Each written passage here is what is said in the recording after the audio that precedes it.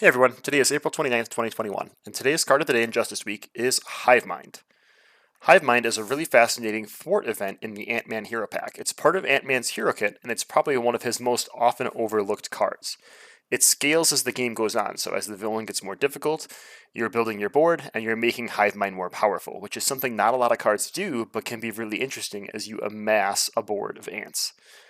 The card reads, play only if you are in tiny hero form. Hero action thwart. Remove 2 threat from a scheme. Remove 1 additional threat from a scheme for each army of ant support you control. Since you can get 3 army of ants in play, you could remove 5 for 3 true cost, which is 1 better than like the staple card for Justice. So obviously this card can become very efficient once you get these army of ants in play.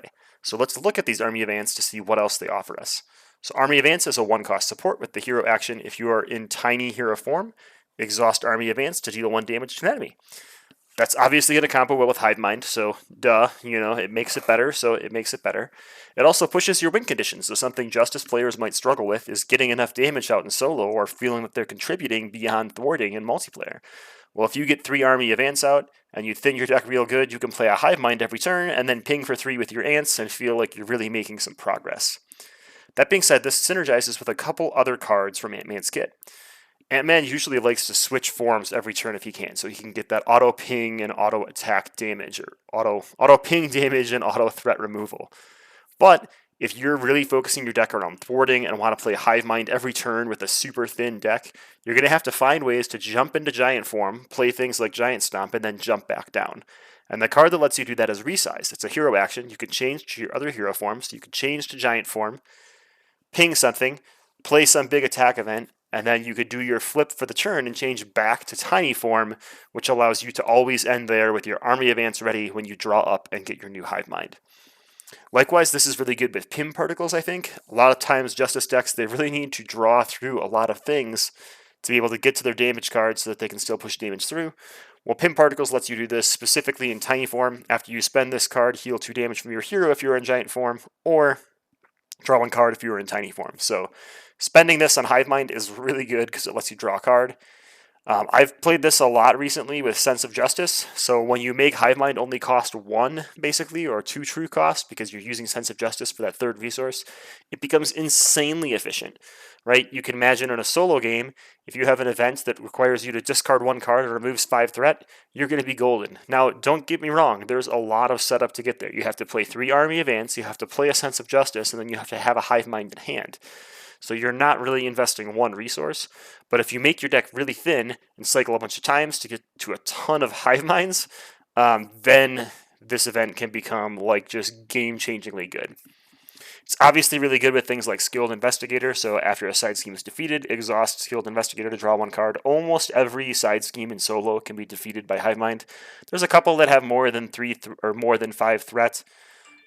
Things like Doomsday Chair and some others, as well as some of the ones from the new Galaxy's Most Wanted campaign. But in solo, you're going to find that Hive Mind can almost always clear a side scheme.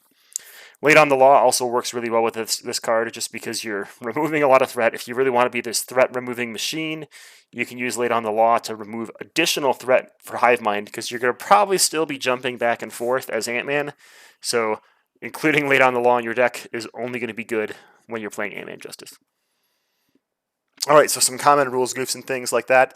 It says remove 2 threat from a scheme and then remove 1 additional threat from that scheme. If you have anything that triggers off of removing threat, you're not going to trigger it twice. The additional adds to the original value, just like additional says in the rulebook. So you're removing 2, 3, 4, or 5 threat, depending on how many army of ants are out there. You're not removing 2 and then an additional 3. It's 1 big thwart removal.